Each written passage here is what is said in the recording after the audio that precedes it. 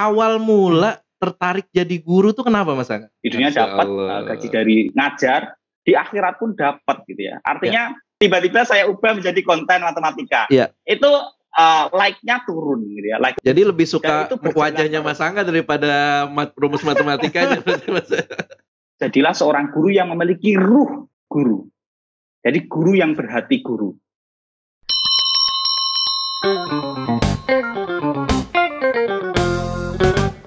Hai Mas Guru dan Mbak Guru, apa kabarnya nih? Luar biasa dong pastinya. Ketemu lagi dengan kami di sini, ada Mas Mahendra Dan tentunya ada Mas Angga Liberty Pratama di Guru Kreatif. Tempat nongkrongnya guru-guru inovatif. Mantap. Itu dia. Iya.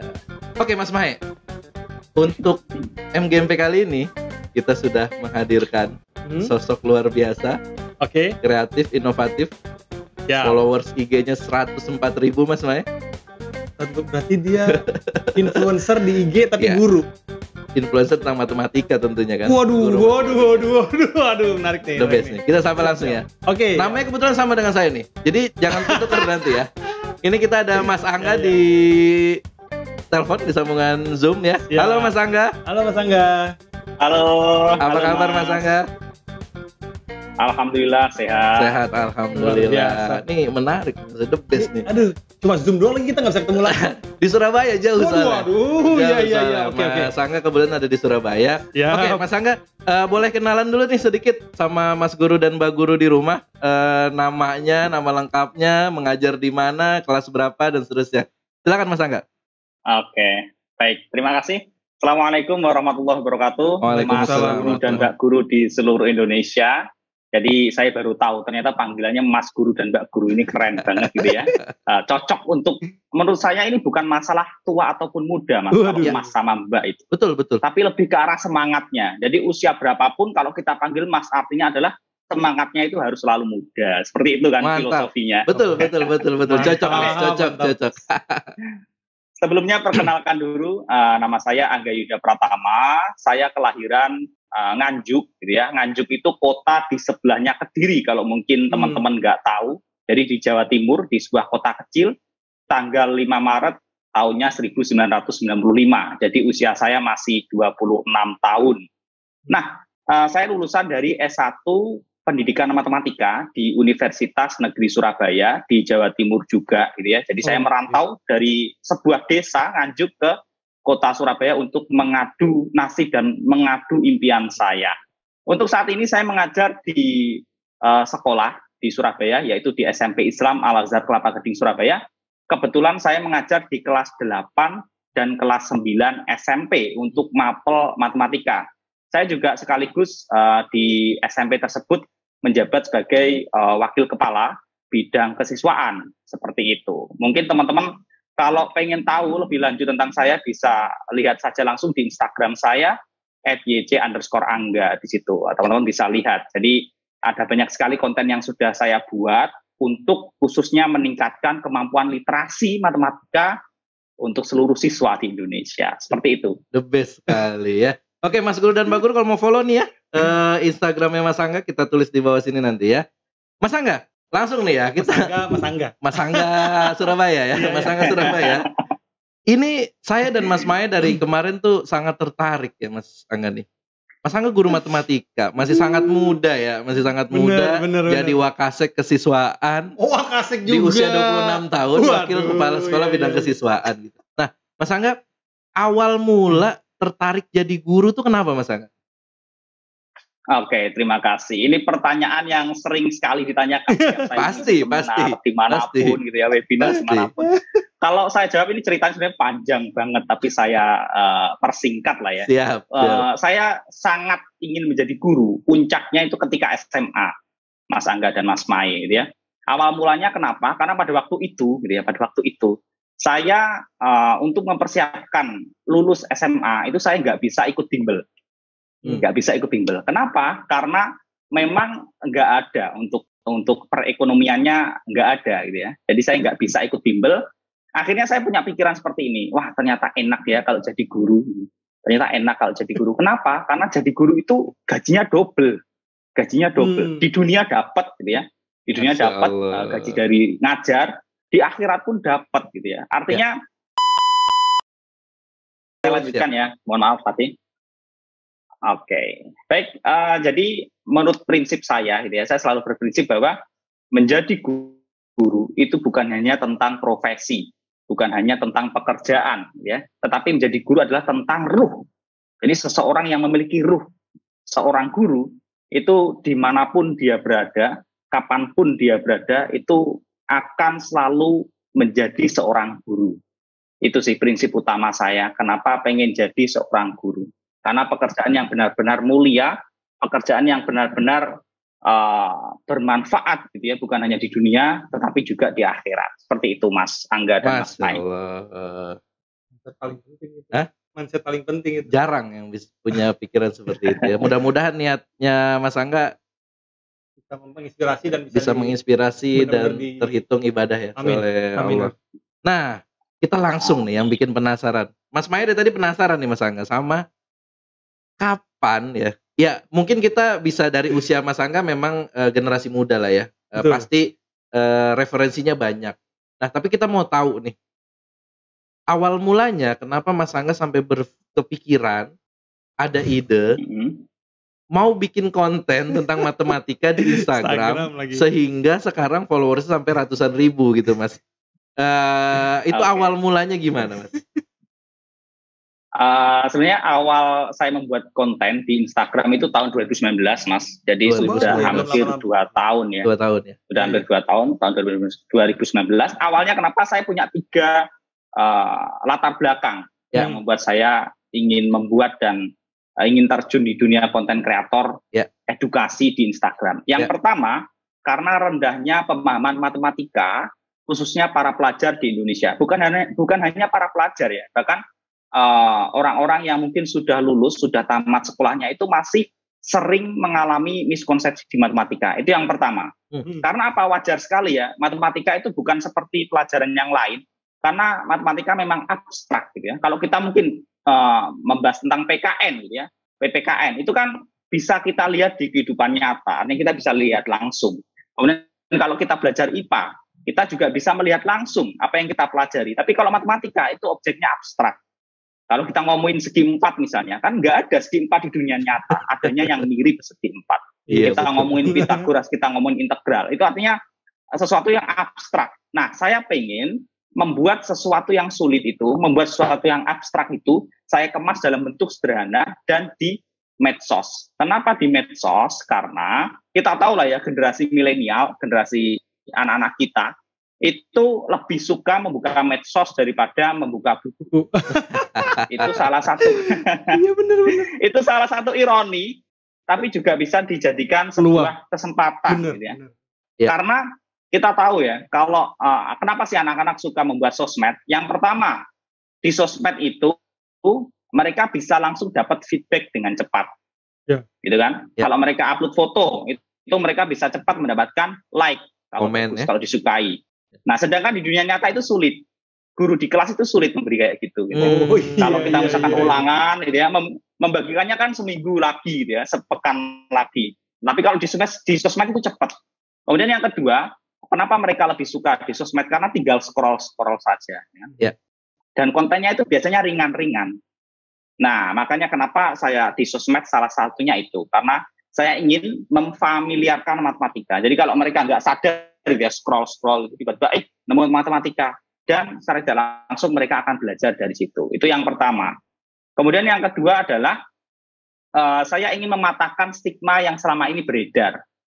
Stigma tentang matematika itu macam-macam, mulai dari yang mengatakan bahwa matematika itu sulit, kemudian matematika itu rumit, matematika itu banyak rumus. Itu saya ingin patahkan. Karena sebenarnya tanpa kita hafalan rumus pun kita bisa matematika, ya. Karena saya sering kalau di bimbel saya, gitu ya, ataupun di webinar-webinar yang mengangkat tentang khusus untuk bahasa matematika, itu saya selalu membuktikan bahwa kalau kita tanpa hafal rumus pun kita cukup pegang satu rumus misalkan, kita bisa selesaikan 10 permasalahan yang berbeda. Itu saya sering buktikan di situ. Kalau kita bahas ini luas lah nanti ya. Ini saya langsung skip aja. Kemudian yang ketiga, kenapa saya membuat konten matematika di Instagram? Karena kita tahu ya awal-awal Instagram muncul, kalau sekarang sih bersyukur ya karena nggak sebanyak yang dulu. Di awal-awal Instagram muncul itu banyak sekali konten negatif, mohon maaf. Ya, betul. Gitu kan? Mungkin kita semua tahu lah awal-awal Instagram muncul gitu kan, pasti banyak foto-foto yang tidak pantas, yang mungkin itu bukan konsumsi bagi para pelajar gitu ya. Nah, kita nggak mungkin bisa menghilangkan sesuatu yang negatif itu gitu kan. Allah kan menciptakan segala sesuatu kan seimbang gitu kan. Pasti ada takarannya, ada positif, ada negatif. Kita nggak mungkin bisa menghilangkan yang negatif. Caranya adalah, tapi kita bisa menekan yang negatif itu. Kita buat yang negatif itu menjadi minoritas, itu tujuan saya. Makanya saya, bukan hanya saya sebenarnya, untuk para konten kreator matematika ini, saya juga mengajak beberapa teman gitu ya, di Instagram itu kami membuat suatu komunitas gitu ya, untuk konten kreator edukasi. Jadi tujuan kami memperbanyak konten positif, sehingga konten negatif itu nggak ada tempat, itu tujuannya. Nanti mereka biar lama-lama akan tenggelam sendiri, karena kalau dihilangkan itu nggak bisa. Itu sih 3 tujuan utama kenapa saya terjun ke dunia konten kreator edukasi di Instagram. The best, seperti itu. Keren.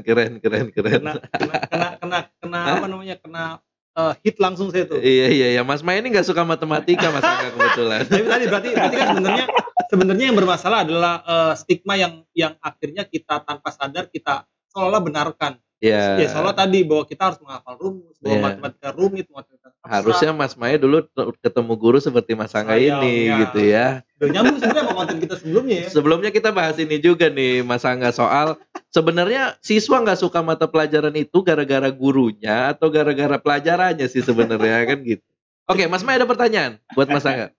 Saya tiba-tiba jadi ngeblank, tapi saya mikir dulu Mas Angga. Silakan Mas Angga dulu. Saya tadi pas lagi mikir. Mas Angga, pertama kali Mas Angga bikin konten di 2019 gitu ya. Respon awalnya itu gimana? Buat membangun kan pasti merangkak ya Mas Angga, ya nggak mungkin ya bisa langsung apa ya, langsung dapat respon baik atau followers langsung nambah banyak gitu. Nah, awal mulanya gimana dan Mas Angga inget nggak butuh waktu berapa lama sehingga mulai nih, kan kalau algoritmanya udah ketemu nih harusnya kan begitu ya. Nah, sampai di bulan keberapa itu baru masa kena tuh kliknya tuh, langsung nambah terus followersnya. Oke. Jadi awal saya buat itu adalah di, kalau nggak salah ya, Juli 2019, bulan Juli 2019, itu saya sempat kayak mikir, aduh, saya bikin konten kok malah responnya kayak gini gitu ya. Jadi sebelumnya saya itu konten untuk akun pribadi, di akun pribadi saya, yang sebelumnya itu kayak foto-foto selfie narsis gitu ya. Iya. Tiba-tiba saya ubah menjadi konten matematika. Itu like-nya turun gitu ya, secara rata-rata like turun. Kalau biasanya saya pasang foto sendiri itu bisa 90 ya waktu itu menjadi sekitar 40, 30, 20 seperti itu. Jadi lebih suka wajahnya Mas Angga daripada rumus matematikanya. Ya mungkin karena masih awal-awal ya. Iya. Saya waktu itu mungkin jauh lah dibandingkan sekarang, karena kan setiap orang pasti berproses. Betul sekali Mas. Nah, dari situ, dari Juli itu sekitar saya mendapatkan klik ya, bener-bener dapat rumusnya di Instagram itu sekitar bulan November. Nah, di November itu saya mulai dapat kliknya. Follower perlahan mulai naik, walaupun mungkin per hari masih 10 nambahnya, kemudian masih 20. Nah, puncaknya itu ketika di angka 10.000 ke atas itu pergerakannya cepat banget. Bahkan sehari itu bisa nambah 200, 300 ya. Bahkan puncaknya pernah dari angka 70.000 followers waktu itu ke 80.000 followers itu hanya dalam waktu 5 hari. 5 hari 70.000 followers menuju ke 80.000 hanya waktu 5 hari. Itu puncaknya. Jadi sehari nambahnya 2.000. Itu pas pandemi itu Mas. Pergerakan tercepatnya. Kenapa? Pas pandemi itu yang tercepat tadi. Iya, pas pandemi itu. Iya. Orang mulai mencari alternatif media belajar. Iya. Tertarik Mas Angga, kenapa memilih Instagram dibanding misalnya YouTube atau misalnya saya nggak tahu ada TikTok nggak? Maksudnya kan kalau tadi saya tertarik dengan kena banget di bagian ini. Kalau kita nggak mungkin menghilangkan yang negatif, maka kita bikin negatif itu jadi minoritas. Salah satu kan yang paling menurut saya nih stigma saya gitu ya. TikTok itu masih banyak yang negatif, Mas Angga. apa semuanya negatif kalau di TikTok? Saya nggak tahu ya. Saya tahu yang negatif doang gitu ya. Tapi ada yang positif. Tapi maksudnya apakah ada alternatif media sosial lain dan mengapa concernnya lebih milih ke Instagram? Oke, terima kasih. Awalnya memang saya Instagram di tahun 2019. Namun di tahun 2020 saya juga bikin TikTok dan YouTube. Kebetulan. TikToknya ada. Jadi kebetulan TikTok saya itu sekarang sudah 103.000 followers kalau nggak salah. Mirip-mirip ya sama IG berarti ya Mas ya? Iya. Bahkan mungkin ada kesempatan disalip sama TikTok karena TikTok itu lebih cepat ya dibandingkan Instagram. Saya 1 minggu awal itu bisa menyentuh di angka 11.000 followers waktu itu. Baru bikin 1 minggu. 1 minggu ya. Kontennya sama tapi Mas? Kontennya beda ya. Jenis kontennya. Kalau di TikTok memang karena fokusnya di video gitu ya. Jadi saya lebih banyak untuk video-video pendek. Jadi sebenarnya saya remake sih. Jadi kadang yang di Instagram itu saya buat ulang dalam bentuk video di TikTok. Biasanya seperti itu. Iya. Nah, yang di Instagram itu khusus untuk konten-konten carousel. Iya, betul. Kita lihat. Boleh nanti kita tampilin ya Mas beberapa cuplikan kontennya. Oke. Boleh. Siap. Ngeri. Ada lagi Mas Mai pertanyaannya? Saya menikmati ini kontennya. Jadi tadi ketika Mas Angga cerita tentang profil Mas Yuda dan kemudian Mas Angga kemudian saya lihat konten-kontennya, damn, maksudnya andai dari dulu ini begini gitu. Saya merasa gini, Mas Angga, bahwa ada beberapa hal yang saya sesali dalam tanda kutip di masa muda saya. Dalam hal ini adalah logic thinking yang sebenarnya itu akan makin tajam kalau kita kuat di matematik, selain English dan lain-lain. Jadi saya ngerasa ketika muncul konten-konten seperti ini gitu ya, saya ngerasa wow. Ada sebuah harapan besar di masa depan untuk anak-anak saya gitu yang sukanya adalah media sosial gitu. Betul. Dan kalau buat saya sih sebenarnya positifnya konten-konten seperti Mas Angga ini nggak hanya bisa dinikmati oleh siswa sebenarnya. Betul. Bahkan orang tua yang ingin mengajarkan anaknya atau memang yang sekedar pengetahuan aja gitu bisa dinikmati gitu kan di situ. Jadi nggak hanya mungkin followersnya Mas Angga juga nggak cuma siswa sebenarnya. Iya, mungkin nggak cuma siswa. Oke Mas Angga, karena kita nggak panjang-panjang sebenarnya podcast kita ini, jadi biar yang dengar juga nggak terlalu bosen gitu ya Mas Angga. Mungkin closing statement dulu Mas Angga untuk Mas Guru dan Mbak Guru di rumah, biar bisa menginspirasi lah. Gitu. Silakan Mas Angga. Baik, teman-teman, saya ingin memberikan sebuah pesan gitu ya. Kalau teman-teman ingin menjadi guru, itu jangan hanya menjadi guru yang guru itu hanya sebagai profesi, atau mungkin hanya sebagai pekerjaan, atau mungkin hanya sebagai tugas. Jadilah seorang guru yang memiliki ruh guru. Jadi guru yang berhati guru. Kenapa? Karena seseorang yang memiliki ruh sebagai seorang guru, itu dimanapun dia berada, kapanpun dia berada, dia akan bersikap selayaknya guru. Kalau kita di jalan gitu ya, ingin menerobos lampu merah, kita ingat, oh ya saya guru, saya nggak jadi menerobos karena saya seorang teladan.